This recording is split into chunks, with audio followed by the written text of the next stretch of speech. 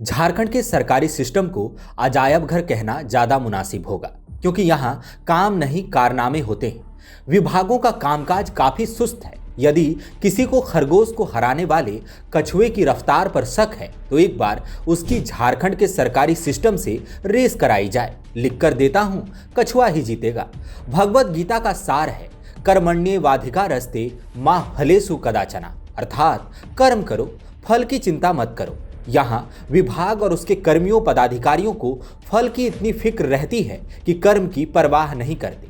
झारखंड के सरकारी सिस्टम में गलतियां अनिवार्य हैं, ढंग का काम एक्सेप्शनल। देश छोड़िए, झारखंड के सरकारी सिस्टम में जैसे कांड होते हैं वैसे पूरी दुनिया में कहीं नहीं होते। झारखंड को अद्भुत कहने के लिए केवल यहाँ के जंगल, नदियों, जलप्रपातों, आदिवासियों, खनिजों और संस्कृति को श्रेय मिले नाइंसाफी होगी। झारखंड इसलिए भी अद्भुत है क्योंकि यहाँ के सरकारी सिस्टम में अभूतपूर्व काम होते हैं, ऐसा जैसा पूरे ब्रह्मांड में नहीं मिलेगा। अब देखिए ना, झारखंड के सरकारी सिस्टम ने लोगों को नौकरी के साथ साथ रिटायरमेंट का पैकेज थमाया है। ऑफर है नौकरी के साथ रिटायरमेंट फ्री, वह भी कुछ ही महीनों में।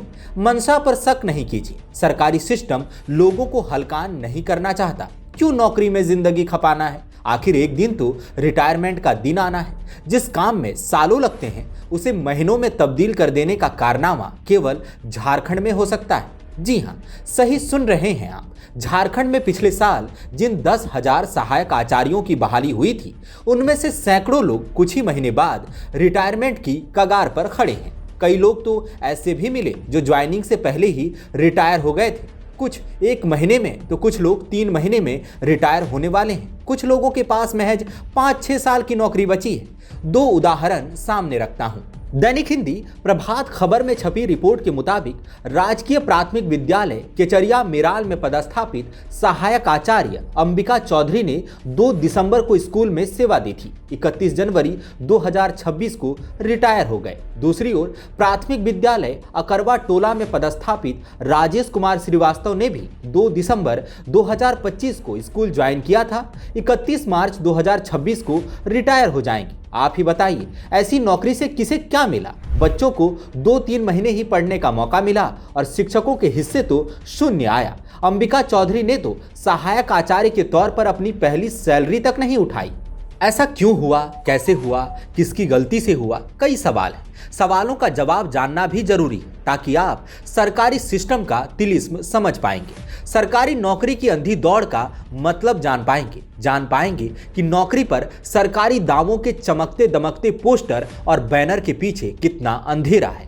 यदि समझदारी है तो मैया योजना का फॉर्म थोड़ी देर के लिए साइड में रख दीजिए और ये रिपोर्ट देखिए।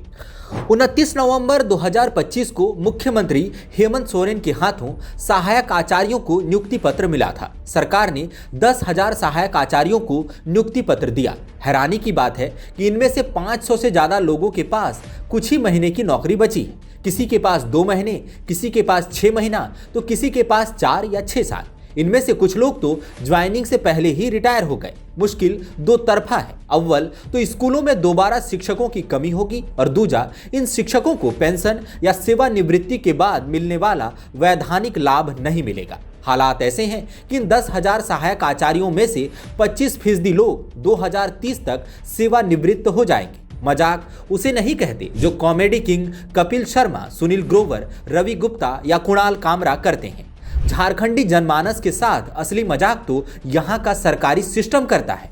समस्या केवल इतनी है कि मजाक पर केवल सिस्टम हंस पाता है, जनता के हिस्से तो केवल दर्द आता है। सरकारी बेपरवाही की मार झेलकर लोग जब चीखते हैं तो विचारों की आवाज भी नहीं आती। ऐसा क्यों हुआ है, जानने से पहले आपको सरकारी सिस्टम की कारस्तानियों को समझना होगा। दरअसल झारखंड गठन के बाद पिछले 25 वर्षों में महज 2 बार झारखंड शिक्षक पात्रता परीक्षा यानी जेटेट की परीक्षा ली गई है। इसे और ढंग से समझने के लिए हिंदी दैनिक प्रभात खबर की रिपोर्ट का सहारा लूंगा। प्रभात खबर में छपी रिपोर्ट के मुताबिक 2 दिसंबर 2025 को नौकरी ज्वाइन करके 31 जनवरी 2026 को रिटायर होने वाले अंबिका चौधरी बताते हैं कि उन्होंने 2010 में ही टीचर ट्रेनिंग पूरी की थी। 6 साल बाद 2016 में टेट की परीक्षा ली गई। नियम कहता है कि प्रतिवर्ष टेट लिया जाना चाहिए। खैर, अंबिका चौधरी ने 2016 में टेट क्वालिफाई किया।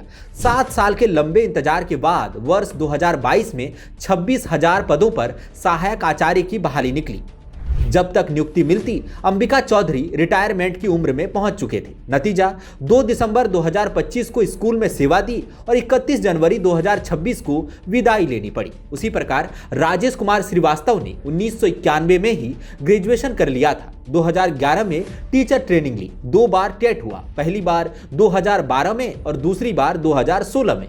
इनको भी टेट क्वालिफाई करने के 7 साल बाद सहायक आचार्य की नौकरी मिली। 2 दिसंबर 2025 को स्कूल में सेवा दी थी। 31 मार्च 2026 को रिटायर हो जाएंगे। झारखंड में केवल 2 बार शिक्षक पात्रता परीक्षा ली गई। इस दौरान लाखों नौजवान बीएड और डीएलएड की डिग्री लेकर टेट का इंतजार करते रहे। 2016 में आखिरी बार टेट का आयोजन हुआ था। जब 2022 में बहाली निकली तो सरकार ने उम्र सीमा में उतने ही साल की छूट दी जितनी देरी से बहाली हो रही थी। 2016 के बाद चूंकि 7 साल बाद नौकरी का विज्ञापन आया था, इसीलिए उम्र सीमा में 7 साल की छूट दी गई। इसमें भी पारा शिक्षकों को 50% आरक्षण का लाभ दिया गया। उनकी अधिकतम उम्र सीमा 58 साल तय की गई। 61 साल में तो आदमी रिटायर हो जाता है। यही वजह है कि सहायक आचार्यों की नियुक्ति के साथ ही रिटायरमेंट का सिलसिला भी शुरू हो गया। दरअसल सरकार ने अनारक्षित और आर्थिक रूप से कमजोर अभ्यर्थियों के लिए अधिकतम उम्र सीमा 47 साल रखी थी। पिछड़ा वर्ग और अत्यंत पिछड़ा वर्ग के अभ्यर्थियों के लिए उम्र सीमा 49 वर्ष निर्धारित की गई। वहीं SC ST के अलावा पिछड़ा और अत्यंत पिछड़ा वर्ग की महिलाओं के लिए उम्र सीमा 50 वर्ष रखी गई। पारा शिक्षकों को 58 साल तक की छूट दी गई। गौरतलब है कि झारखंड में प्राथमिक और मध्य विद्यालयों में सहायक आचार्य के 50,000 पदों पर बहाली होनी थी। 40,000 पद अभी भी खाली हैं। दरअसल पहले चरण में 26,000 पदों पर बहाली निकली थी, लेकिन केवल 10,000 ही नियुक्तियां हुई।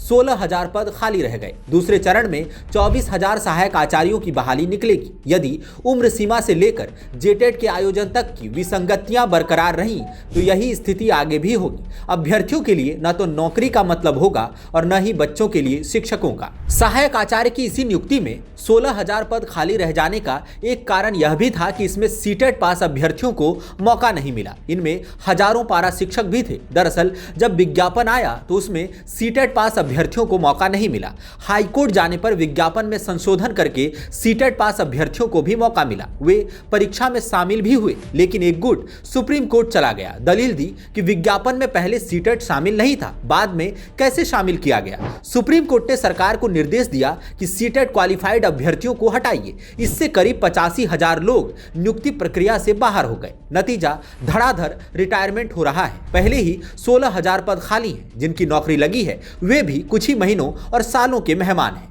झारखंड के सरकारी स्कूलों में शिक्षकों की कमी पर वही ढाक के 3 पात वाली स्थिति हो जाएगी। देते रहिएगा फिर CBSE की तर्ज पर अंग्रेजी माध्यम वाली गुणवत्तापूर्ण शिक्षा। वैसे हवा का महल बनाने में कहां रेत, बजरी, सीमेंट और बालू लगता है। हवा में ही बनाना है तो फिर ताजमहल बनाइए कि लाल किला, क्या फर्क पड़ता है।